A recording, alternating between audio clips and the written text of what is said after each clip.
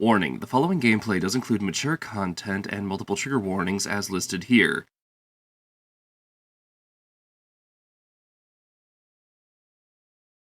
Viewer discretion is advised. Hello everyone, Cheshire the Cat on the scene. It's been quite a leap in time, and I have enlisted some psychological help. Because this game left me very thoroughly confused.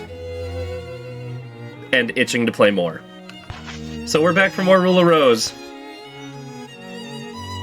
I'm gonna go ahead and load the clear file from my last game. Yeah, because there's some, like, there's stuff you have to do on the second playthrough.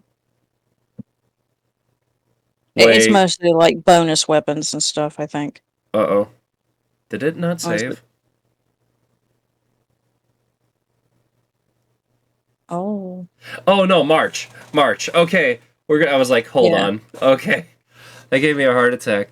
Also, to put a timestamp on when we're recording this, Happy Easter, everybody. We actually are recording this in April, unironically.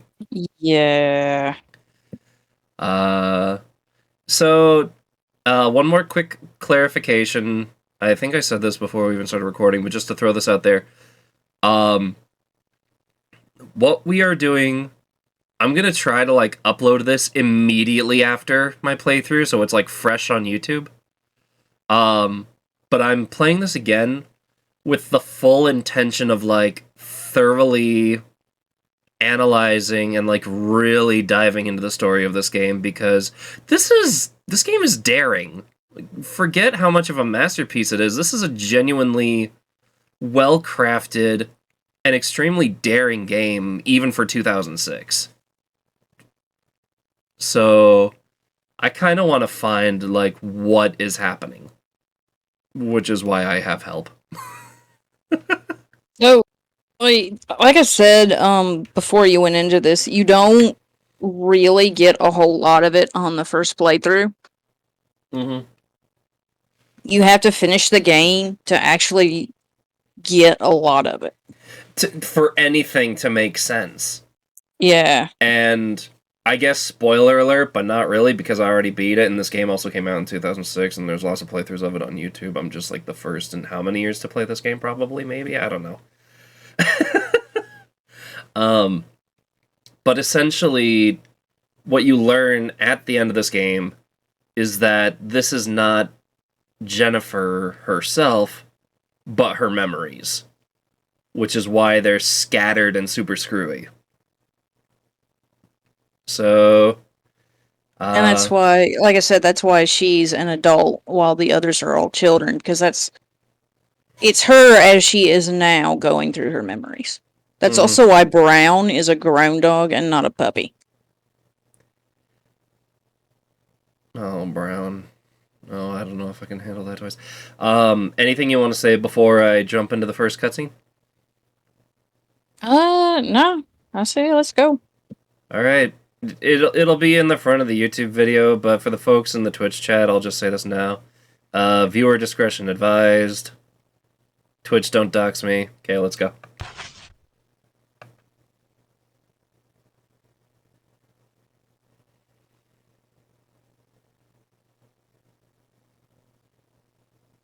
Once upon a time, there was a precious little girl.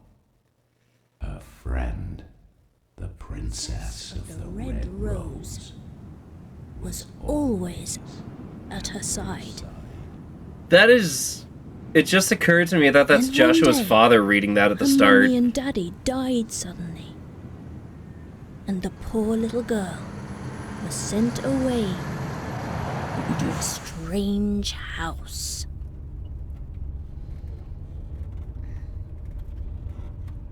Okay, so that's why... So this is why the game starts with her asleep on the train. Or night bus, rather. Yeah. I like how this segment almost leads you to believe that that's, like, her little brother or something. Jennifer, play with me, Jennifer. Read the story. Please, read the story. Like, with as little context, it makes you think that this is What some happens next? kid that... Like- well, yeah. Sorry? Like, it's someone she knew.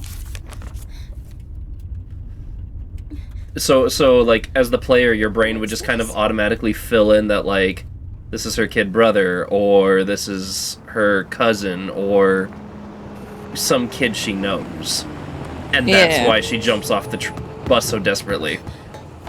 But playing it a second time, it's that she doesn't know who this is, and that's why she gets off.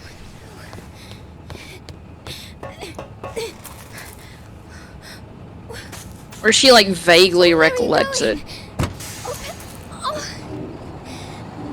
So, another question I have is, you brought up that this is a dream, because... Was it that this is a dream, or are we supposed to assume that this is almost like... I don't want to say the word schizophrenia, because it is clearly PTSD. She wakes up on the park bench. Okay. At the good ending, at least. Mm-hmm.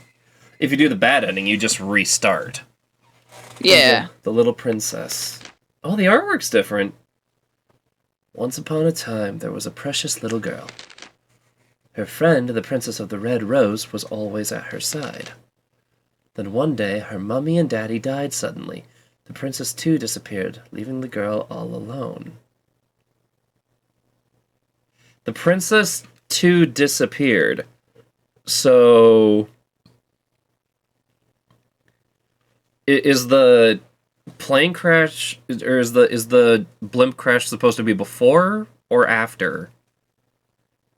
What happened? So she was the Princess of the Red Rose. But the princess suddenly disappeared. Yeah, she has no memories. Okay. And the poor little girl was sent away to a strange house. And then a bunch of blank pages.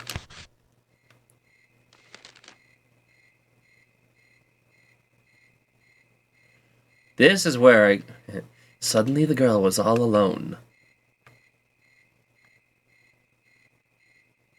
And so the story begins. A mysterious, unthinkable, and filthy tale. However, the young girl, Jennifer, had no choice but to surrender to the unsettling predicament. Oh, what an unlucky girl. So are we supposed to assume that that's still Gregory? Was that his name?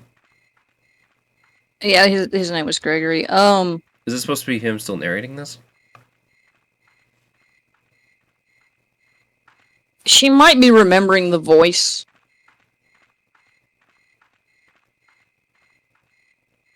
I like how if you try to follow the bus and be like, nope, I'm not bothering with the kid. Nope, I'm just... It just sends you back. It just... Do. And we're back. Alright.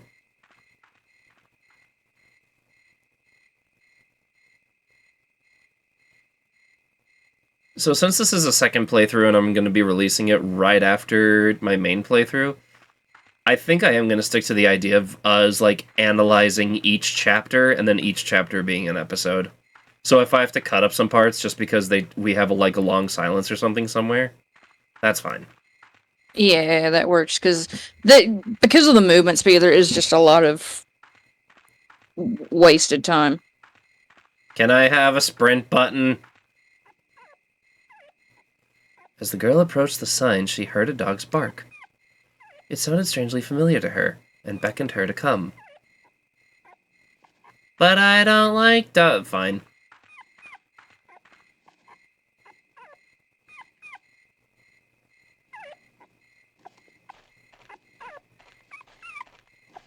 I like how it sounds like a puppy when we're approaching.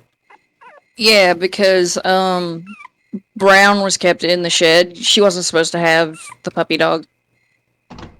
Mm-hmm. But it's like we hear the puppy, but it's the full-blown... It's the full-grown dog. It's a grown dog, and I guess partly because that's about how old Brown would have been at this point. So he was still a puppy when that happened. Yeah. Oh. Oh no. Yeah. A slip of paper is tied to the dog collar. We have a boarding pass. The name Brown is on the dog collar. It's not a dog collar. Here, I just wanted to see if... Okay.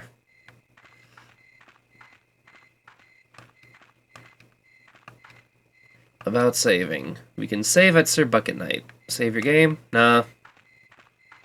I'll save when I know danger is actually coming. We're safe for this first chapter. Which will also mean this will probably be the shortest episode. It's a rusted well. Cold air flows from inside it. So at least, like, for what it's worth, Brown was kept in a place of, like, food and water. Yeah, like she took care of Brown.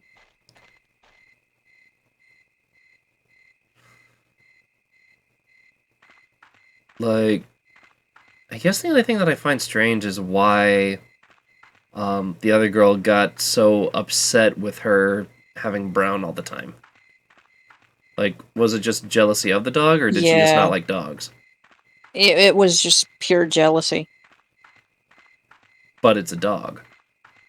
Like, there's no way. Yeah. So are we supposed to believe that Jennifer was still, like, in love with her? And just... Like,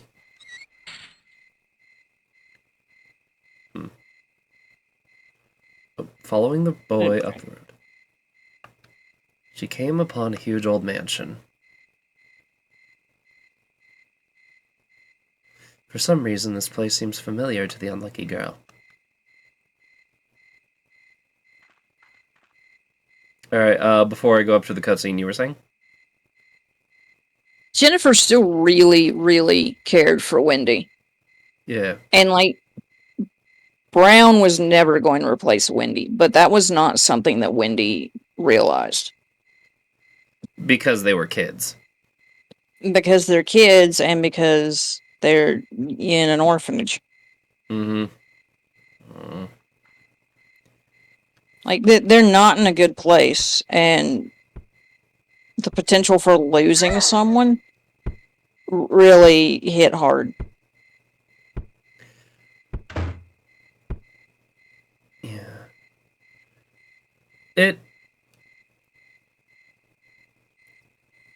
I really do find it interesting that they choose the children of being, like, the biggest factor of fear in the game. Like, forget the monsters. The monsters are almost a comfort after a while in the game, because it's like, hey, you're making progress. Yeah, the monsters, they don't really matter that much as far as the horror aspect goes. Mm-hmm. They're just they're faceless things that are there. Oh, sorry. You're good. Children with bags over their heads are beating something with a stick. The unlucky girl was frightened and backed away from the gate. The unlucky girl was frightened and backed away from the gate, Jennifer. Oh, fine. Sorry. I have to make the funnies at some points in this game.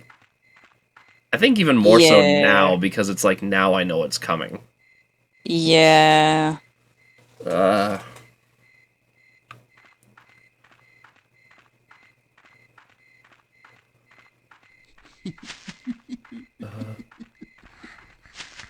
Also, I'm not gonna lie, like, I worried what some of the fear in this game was going to be, because I do intend to play Haunting Ground if I have time for it as well this year. And it's like, do I want to play 2 horror games in a row that center around a, frankly, attractive female character?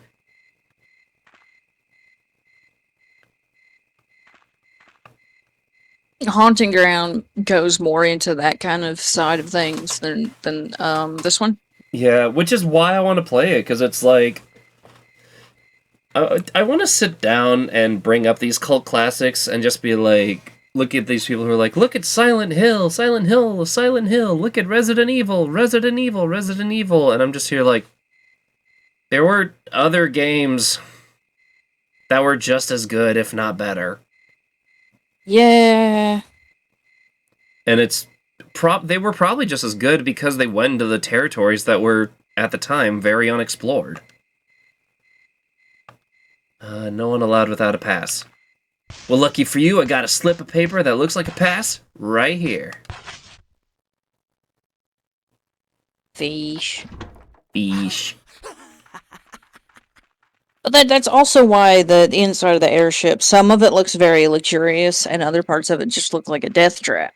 Because it was both, really. It was like mangled in our memories. Yeah.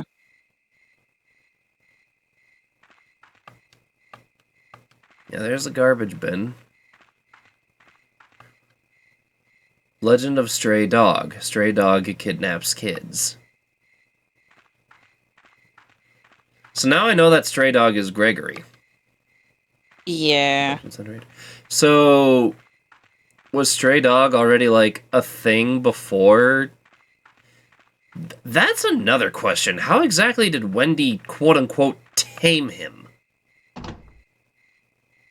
Okay, so you're talking about the final boss. Yes, because Gregory being Stray Dog makes sense, and so the kids making him up to be a monster also makes sense. That is one thing. But the part where Wendy tames him. Legend of Stray Dog. Stray Dog gives us sweets. Yeah. Wendy actually took Joshua's clothes and then cut her hair to look like Joshua. And she basically, like, sent Gregory to go and attack the kids? Yeah.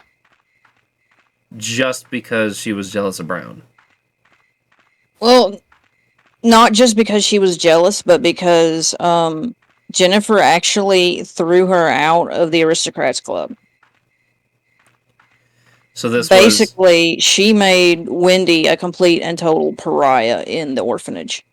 Wendy had nothing after that. Even though I'm seeing this and it's like, but she could have just spoken to her, but then again, they're kids. They don't know that. As far as she knows, that's the end of the world. Like, that's it. She may as well be dead. Yeah.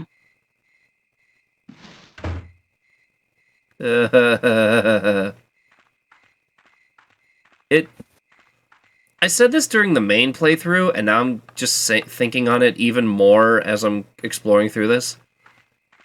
The other thing that I love about how the horror, quote-unquote, is handled in this game is it's not designed to scare the crap out of you. It's designed to make you uncomfortable. And you stay uncomfortable through the entire game. Yeah, you go through it the first time and you're like, this is not okay, and you're not 100% sure why.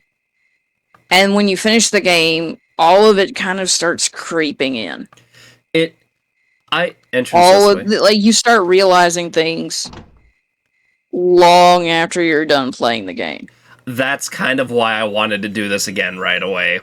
Because it's like, it's fresh in my mind. I have been sitting on this.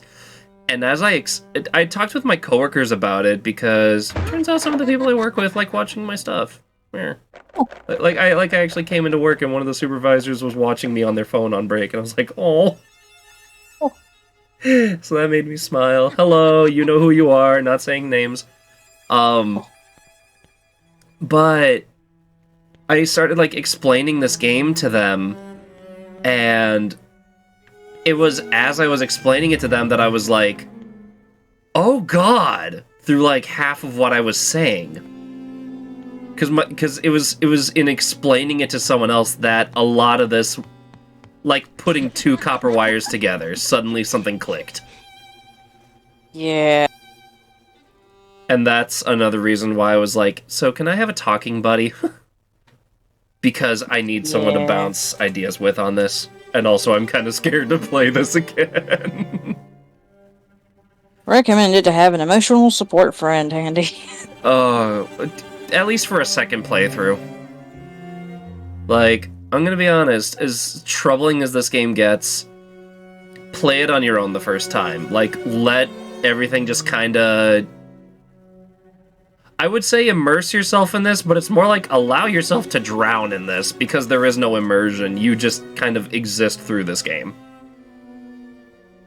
Yeah. Until the like end. that first scene with like Jennifer being pulled down pretty much explains how your mental state's going to be through most of this game. Yep. Just here we go. I'm definitely recording that now just so I can edit that. The unlucky girl felt the chilling gaze of many eyes upon her. Yet, she was all alone.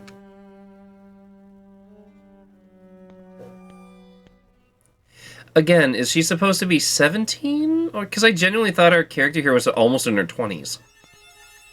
She's like 19. It takes place a long time after the incident. Because the orphanage incident was shadowed over pretty quickly by the news of the air crash, because they didn't actually know where it went down. And there were a lot of wealthy, well-to-do people on the airship, so of course they got more attention. So the air crash was after the orphanage. No, it was before the orphanage. But people were more concerned with the aircraft. It's more the side-by-side of the fact that these events, like, happened rather one after another. Well, that's why the chapters they're time skips. They're actually, like, a month or two apart. Like, this is all 1 year. Because if you use time skips right in a story, it ends up really good. It's when time skips are used, and they're used badly or cheaply, that it just becomes an issue. Yeah. She is 19. Okay. There's a creepy doll tied to the pillar. Ugh. Oh, hello. I missed this the first time. Found an old photo. It's a faded group photo taken in front of the mansion. You know Yeah, what also... I think that right in the front is Jennifer. Where it's all scratched out. The girl to her left is Wendy. Here, let me look at it again. Okay. Oh, sure enough, I thought it was scratched out. Yeah, so that's Jennifer and Wendy holding hands. And Yeah. There's the nervous girl, there's Amanda. Yeah, that's Amanda. Middle row, far left. Who's the tall one in the way back? Far left? The one by the maid, between the maid and the... That's Claire. That's Claire. That's Claire, yeah. And then Diana is to her right, and then Eleanor. Okay. Okay, Chesh laptop is fixed, audio and video works. I was upset and punched some trees to let my rage out. Lost that fight, so I'm gonna have knuckles on ice because I can't type right now. Have fun, tell me about the game. We are thoroughly analyzing it this time, and brace yourself for some absolute mindfuckery. Oh, sorry, did I forget to say that this is gonna be uncensored? It's worse the second time around. Which is funny, because usually these horror games, it's like, okay, now I know what's gonna happen, so I'm ready for this. In this case, it's like... An existential dread knowing what you're coming up to. I can hear David Tennant in the back of my head just saying, but I don't want to go. Kitty, hi Rocco. It's... Yes, I am going to make a Doctor Who reference while playing a game set in Europe. It's in England. England. Is it specific? I was trying to figure out 1930s England. Yeah.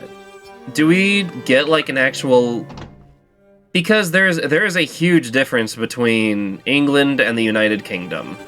But for some reason, if you're an American, odds are when someone says England, you think London. You don't think the English Isles, or... well, really anything other than London. Because cinema. I know it's not close to London, where this is at. I literally fought a tree and lost the fight. Ice cold in my knuckles. Alright, there's the boy. Come here!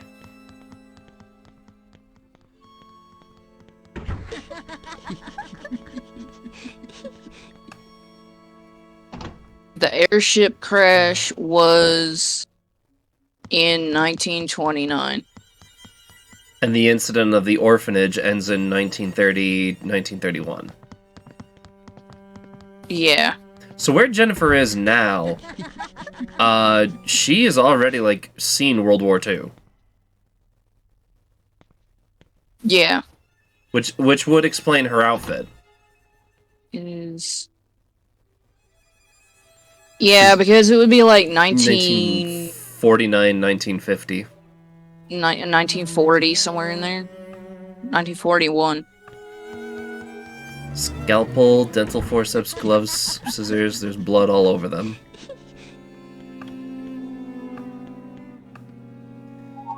Found an orphanage map. I am going to need that.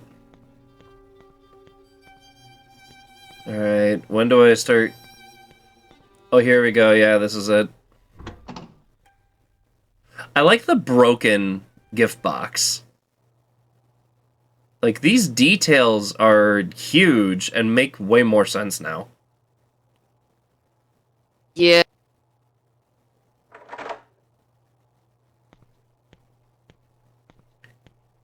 So this Joshua that we're seeing here is actually Wendy, not Jennifer.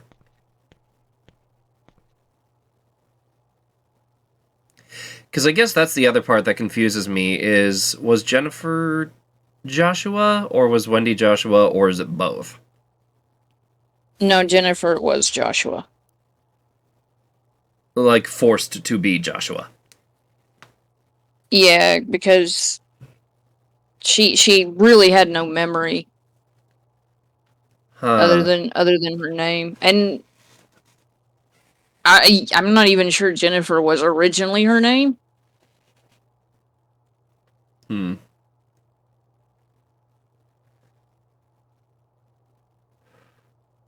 Hey, the trigger warning came through. Alright, when the unlucky girl approached the boy, he said, "My, aren't you a slowpoke, like always? Here, read me the rest of the story. You know, the book I handed you." See, I'm wondering that because there are points in the story where only Jennifer being in Gregory's house makes sense, or being made to be Joshua makes sense. But that wouldn't make sense if when... Okay, so I guess the real question I'm going to ask before I pull this out is, Wendy dressed up as Joshua to get Gregory to come to the orphanage. However, there are the letters between Wendy and Jennifer, who's addressed as Joshua. So The letters are from when Jennifer was in the basement. in Gregory's house. Yeah. And Wendy was the one that got her out and brought her to the orphanage. Yeah. So when the plane crashed, she was taken in by Gregory. Yeah. So Gregory is somehow related to Jennifer. No, but he was just the first one to find her. Ew. He found the crash and did not report it. Of course, by this point, he was already, like, nuts. Because of what happened with Joshua being dead. Yeah. He probably just saw her and thought it was Joshua. Yeah. But like, heaven has brought me my son again. Yeah. Huh. Do we even know if... I hate to say this, but do we even know if Jennifer is actually a girl? at this point? Presumably because she told Wendy. Oh, okay. Alright. Alright. Jennifer, read me the rest of the story. You know, the book I handed you. Alright. The Little Princess.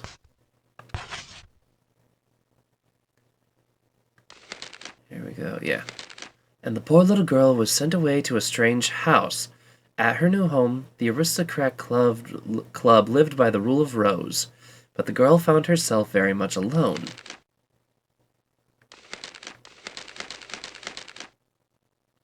That's it.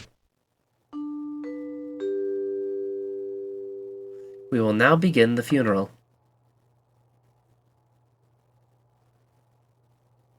All those attending, please gather around at this time.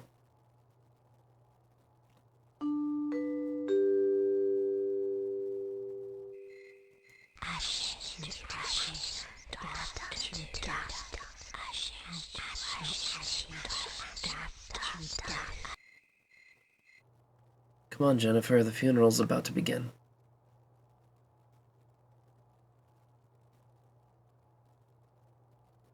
It's a funeral for your dear friend. So this would be for Brown. When she Yeah. realized it, the boy was gone, and the girl was left in confusion. Oh.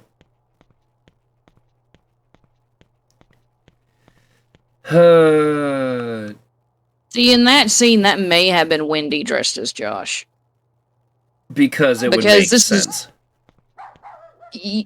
You notice that everything's broken, everything's run down, and more than it is through the rest of the game. Mm-hmm. It So almost, this, yeah. I was gonna say, it makes you wonder if this is her, like, actually visiting the site. She may have visited the site, but I don't know when. Like, she's What? revisiting the site right now. Oh, thank you for the head pats. Hit pat. Head pat and a streamer care package. Posture check. Which is good because I kind of gremlinified myself for a bit there. Stretch. I have a different chair now, so I can actually use the backrest. That's good. I can use the backrest of mine. I just tend to, like, lean further and further into it. Alright. Oop.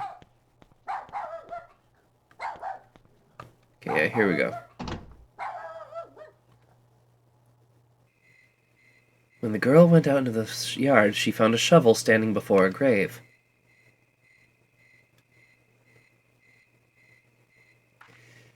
So, are we to believe that she actually dug up Brown, and that's how she found out? Like... Okay, so you remember the scene where Joshua slaps Wendy so hard it knocks her to the ground? Yeah, like right at the end. That was when she found out, because Wendy was the one who ordered Brown to be killed. Mm-hmm.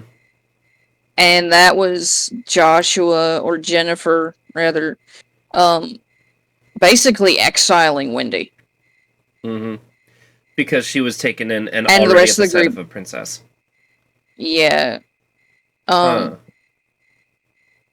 The rest of the group sided with Jennifer rather than Wendy.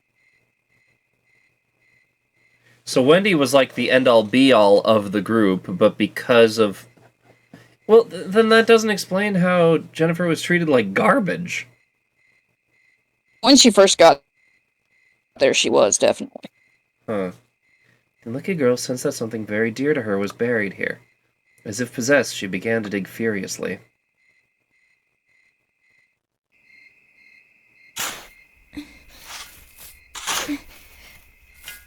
You know, seriously, for 2006, for an indie company, these are really well done cutscenes. For an indie game today. Oh yeah. Like,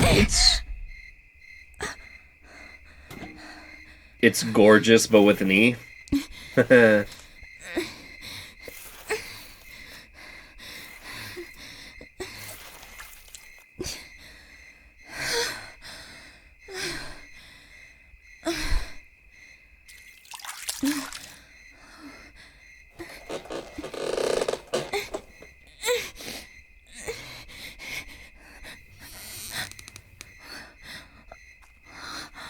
Oh, and yeah, I just noticed the sack is actually, like, bleeding at that point.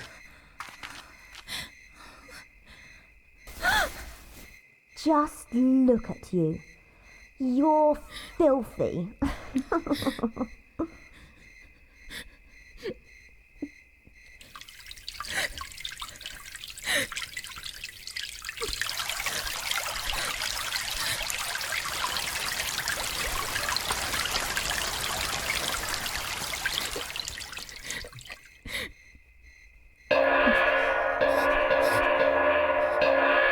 Ladies and gentlemen, thank you for joining us on our flight. Yeah, Attention all passengers. We will be taking off in a short while.